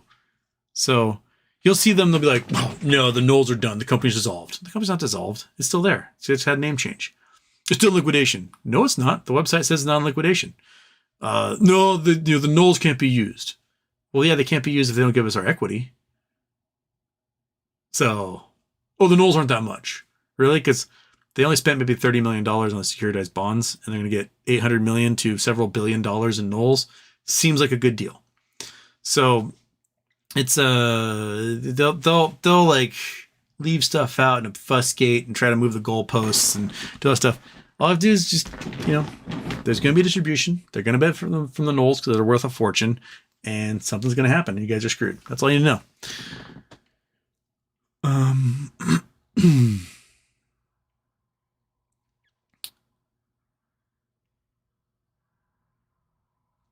Thanks. Shorts says, thanks, Heavy Shorts. Will Honeypot Holdings spin off into Thumb Twiddlers Incorporated? I like that. Maybe Thumb Twiddlers Incorporated will be the shell company in the Caymans that buys up all the shares. And when it's seller box to 0.001 or whatever. Yeah.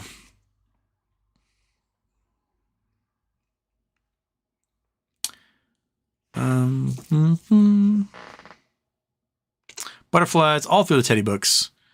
Okay. Some people are. I go by the timeline, and I'll get to your questions eventually if I can. You don't need to like say the same question over and over and over and over again. I'll get there. So you don't need to like post it over and over again. I see that the mods are kind of trying to delete the extra messages. I'll get there, guys. At least for another 21 minutes, and then I gotta go. If you really, really, really, really, really, really want me to see your question, send a super chat. It can be like it doesn't have to be expensive, $1 or whatever. It'll pop up green or blue or red or whatever, and I'll see it, and I'll be able to answer you immediately. That's the benefit of, I'm like a stripper, right? You just make it rain, and I'll do a lap dance for you. So if you really, really, really, really want me to answer your question, and you cannot, and you're afraid I might not get to it by 4:30 my time in the next 20 minutes, that's the only way I'll see it. Otherwise, I just, there's 500 of you in here, and a lot of you asking questions. I just can't get to them all. So there you go. I am your brain stripper. Let me dance for you. You can leave your hat on. Okay.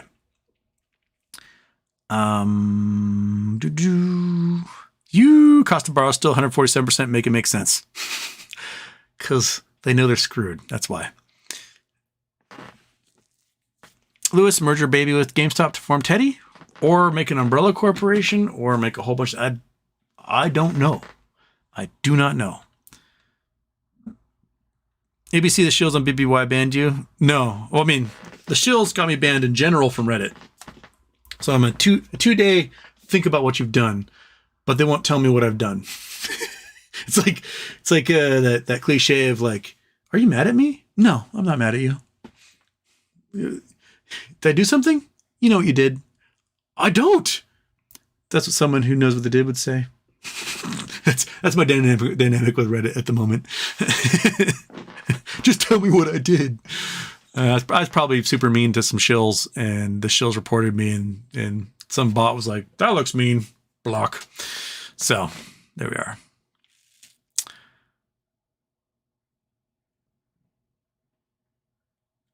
PW Brand was a Salvatore Linton space call this morning. I was there. The username to find the space is Phantom Black 699. I'm going to try to have Salvatore on here at some point. We've been chatting on WhatsApp. I'm going to try to have him on the show. We're just trying to figure out a time that works for us because he's in Europe. I'm here. So it might be, I might have to figure out and do a morning show at some point this week, next week, whenever, and we'll figure it out.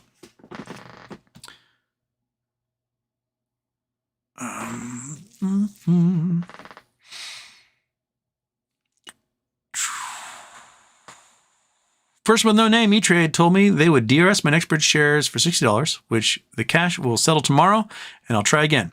Now I'm hearing it's being offered to transfer back to my broker from AST. What?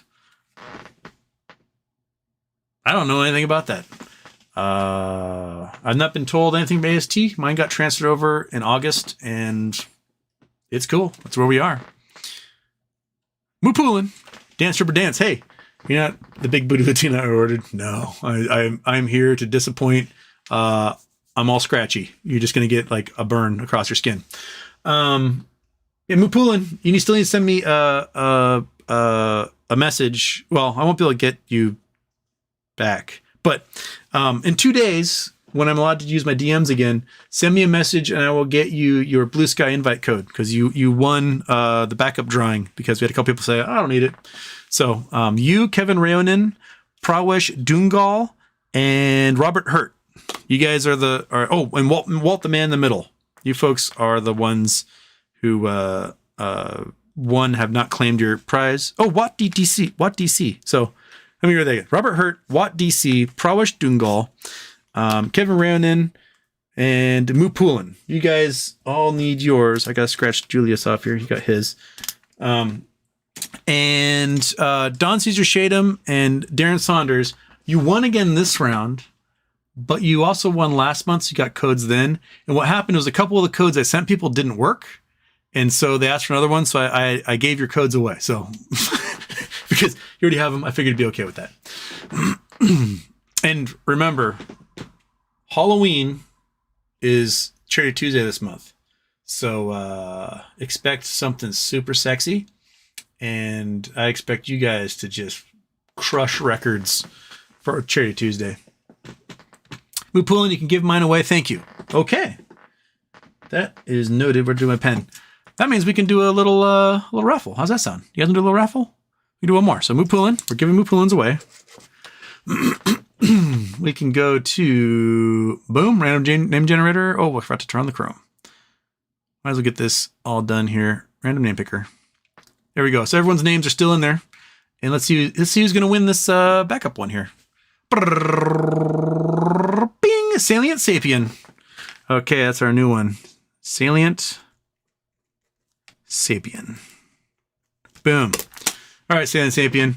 Get in contact with me on Reddit or something, and in 2 days, when I'm allowed to message again, I will send you your code. Yay! Remove that name from the list. Okay, I'm just gonna keep that there in case, shit goes weird. But my voice is trying out again. I've done too many shows recently. Okay. Where were we? We're still an hour and 15 minutes behind the chat. So there's no way I'm gonna get to everyone's questions. That's just not gonna happen. Okay. KYP Houston, I spoke with Mumu. Think we are good for paying out for Finger. Also, they have an office in California. Noted.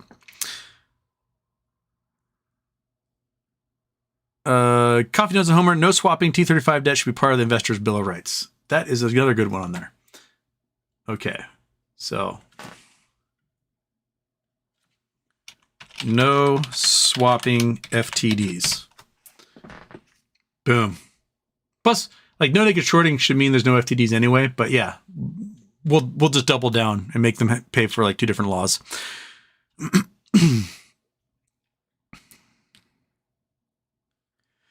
Zeke Briarcliff, Vacation, SNL, etc. Chevy Chase is a classic. He's marring his own legacy. He is. He's just like taking a big old squeezer onto that sucker, big old growler, and just tainting it. He could just be a good dude and people liked, but no.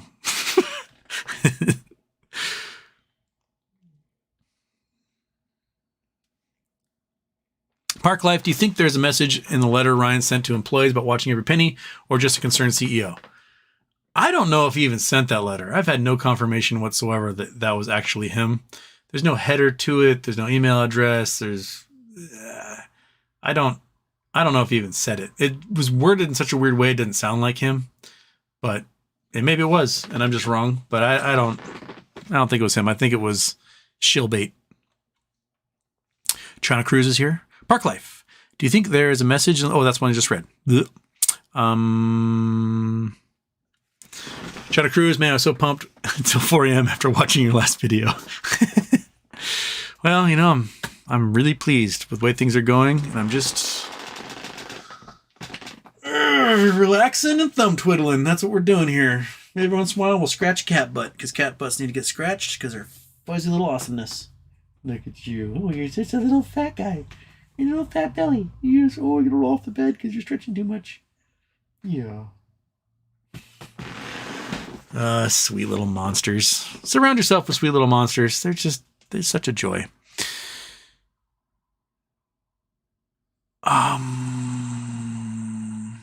Please smack that monkey butt. Where is that monkey butt? Monkey butt has left the room. I don't know where she is. Monkey.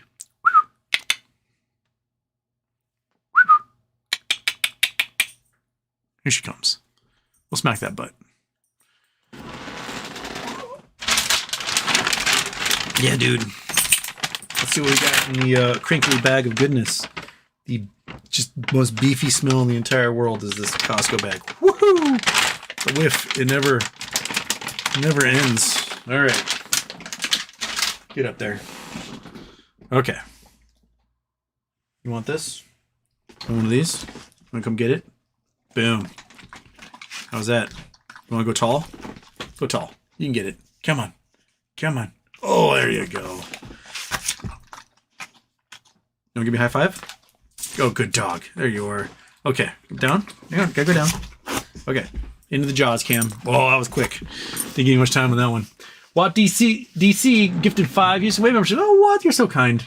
So you folks are getting randomly gifted some memberships here. So thank you, Watt DC. And Watt, you have to claim your Blue Sky code. So there's your reminder. Okay. Where are we? Mo Money. What's your take on BBY situation today with FINRA? FYI, I DM'd you on Reddit about specific shill over the weekend. I can't answer you on Reddit at the moment because I'm currently suffering a 2-day ban for being mean to shills. So I'll get back to you on that one. But FINRA has basically what they did is they deleted it from the pink sheets because it's not a pink sheet stock anymore. And what all the brokers are waiting for are instructions from the company about what they're going to do with those CUSIP numbers. You can call your broker and be like, hey, what's happening to the CUSIP? And they're saying, we're just awaiting instructions. That's what they're going to tell you. That's going to be, we're going to remain your account or remain this CUSIP number, the same number of holdings. Unless you ask us to extinguish it, we're not going to do that.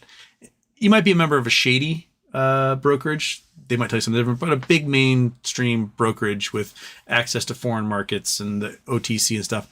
It's just going to sit there in a CUSIP until they get instructions from the company about what to do with that. All the ownership's been recorded. They know who has what. And we're waiting for probably an S1 from the company and likely a reporting document, a 10K or something. And all we can do is sit and wait. So there we go. Moo Poolin, what's the longest timeline this can play out? I think if the S1 that comes is really complicated, something that has a lot of weird stuff in it, and they may need to seek approval from the SEC to certify that S1, that could take weeks and weeks and weeks and weeks. I hope whatever it is so, using known tricks and stuff that it's something that can just be like, this is a data record, this one's going to happen, done. And the SEC goes, cool. But if they make it really squirrely and really wild, then looking at 30, 40 days until the SEC does an approval on that, I think that's the longest timeline it can do. But if there's some sort of data records within the next couple of weeks, then that's probably the timeline. Yeah. So here we wait, right, Kat? You lick yourself, I twiddle my thumbs, monkey butt stares at me expectantly for more treats. And that's how we spend our lives here, Mupulin. Okay. Would not, you think BBBY will reverse split for new shares? Nah. Oh yeah, front smacking the butt. There you go. Right in the butt for you. Zeke Briarcliff, question. I see an earnings call set for tomorrow. Seems weird, but could that be a time when they drop something announcement drops? That'd be a great time to drop a 10K, wouldn't it? If there's going to be an earnings call, that's when you would do it. Or 10Q or whatever there's doing. I've not seen that. Earnings call.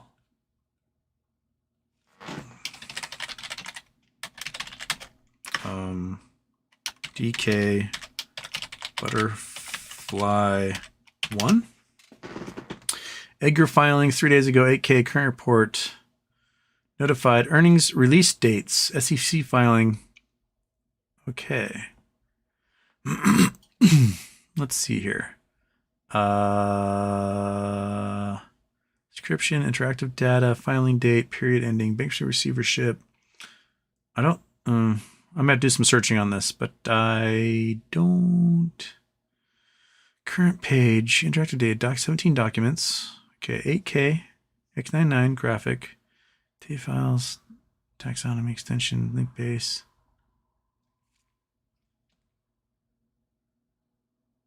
If you guys see that, send it to me. I won't be able to really acknowledge that you sent it to me, but I will thank you 2 days later. How about that? So, yeah, that's what I can do.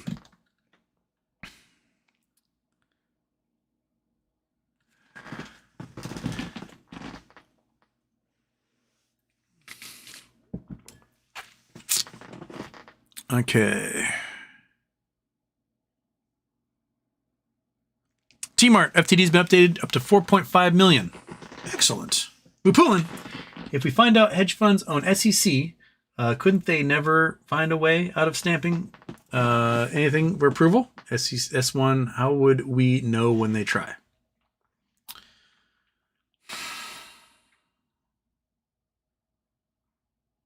Well, it's not that they can't stamp it, because if they don't approve it, they send back recommendations for what you need to do to make them approve it, right? So at least we would see what their objections were to the approval. And then you have to amend your S1 and send in again. Remember the S1 for MMTLP took 4 tries before they approved it. So they 4 tries, took 5 months or whatever, and they finally approved it, and that's when shit went wild. And then it was up to the FINRA to screw everything over. So I think that's kind of where we sit. Is FINRA going to screw us over? It'll be really hard if the S1 is like, hey, put us back on the NASDAQ. We're ready to go. It's going to be hard for them to be like, no, you can't, because extraordinary events. That's what they designed it for. They designed it for an extraordinary event. So tough titties, man. I don't think they'll be able to do that. Stephanie L. If BBYQ goes private, is that even better for us? I don't know. Usually if something goes private, there's a price associated with it. In the case of NextBridge, it went private, and that's when FINRA jumped in and screwed everybody over. I think it's better to do a distribution of some kind and force them to close and have a date. You have to be closed by this date to make this happen. And that's it. That's where you are. So yeah. I don't know, maybe going private and then doing an IPO, but there's still 901 million shares to go private, and that's a lot. So, yeah, I think it'd be a weird situation. ECB, Patrick Byrne, experienced with tokenized shares. He's also on the run from the law and in UAE, apparently. I think he's scared of being arrested in Georgia. For charges related to Trump trying to overthrow the election. So he's like hiding out in the UAE right now. I'm sure he might be able to help from afar, but he was part of J6 and, well, he's scared. Okay. Ruati. Did sex by default as BBYQ goes up? Because there's a bunch of news about how their recession is coming again. Yeah, because I mean, they have to sell their assets under management. They've got your good stocks and your good bonds and your treasuries. Those are your assets under management. And then you borrow against that to make your short plays. So if they're getting liquidated, all this good stuff is getting liquidated in the market and flooding the market with a whole bunch. Now, knowing this was coming in the future, the DTCC and its subsidiaries adopted a bunch of rules about a year and a half ago about sort of a healthy fund or institution could go and just like take all the assets of an in trouble entity, in trouble family fund, hedge fund, market maker, whatever. They take their assets and they go, okay, this is it. We're going to give you a loan on these assets and you can use that to close your positions. So they don't have to necessarily dump all that stuff back in the market. So they can keep some market volatility from happening on stuff like the SPY or for various blue chips. And then if the hedge fund dies, right, then the market maker or the big institution that took all that stuff gets to keep all those assets. And if they want to get their money back, they're going to have to sell them at some point. But it's a way of sort of keeping the market from absolutely flooding with, there's a chain reaction MOASS happening, flooding with all of these assets from all these funds all at once. And so I think that's part of their hope. But my guess is that anyone who would have enough cash available to assume possession of those assets as collateral is probably a prime broker, and their liability is as giant as anybody's. So I don't expect much from them in that. That might stave off for a day or two, but then the prime brokers will start getting drained from all their belongings, closing these things out. More money. GME should acquire Grinder for cash flow. Didn't the grinder workers all unionize recently? That's what I saw.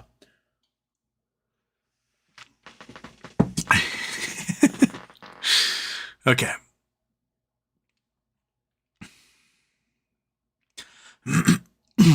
Okay. Got a Korean name here. Hello from overseas. I thought U.S. inflation is bad, but here in South Korea is jaw-dropping. Goodness gracious. Yeah.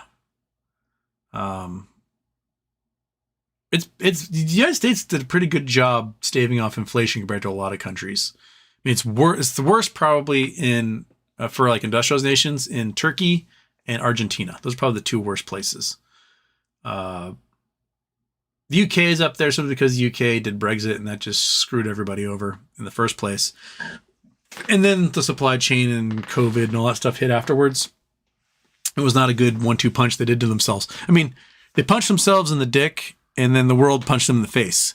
And they could have just had a punch to the face, but they also gave themselves the punch to the dick at the same time. So poor UK guys. We're pulling. All right, this one's complicated. Why the long submittal? They can be really complicated. They can be really short and quick, like, hey, dividend distribution, data records, that's the thing, boom, done, gone. Or they can be, we're doing this really complicated, financial trickery, and it's going to be this step, and then this step, and then this step, and this step. And that's when, some poor guy at the SEC has to go, okay, what's the precedent for this? What are the laws for this? I have to check and make sure every single one of these things is actually a legal action that can happen. And so it can take a long time if it's bigger and more complicated. Okay, I apologize to everyone. I did not get through your chats. I am an hour and 20 minutes behind. I've got to go. I will be on the PP show at 9-ish, so in like 5.5 hours ish. I'll be on the PP show. Hopefully they're not all asleep by then. They've been like, taking their uppers and going crazy. But I'll see you guys in like 5.5 hours.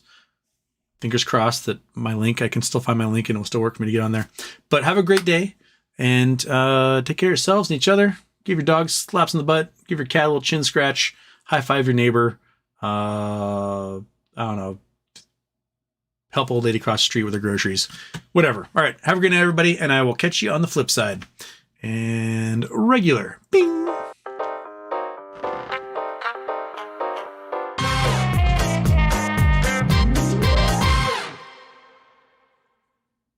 You just gotta scratch that cat butt. It's what they're made for. Just keep scratching. Don't stop.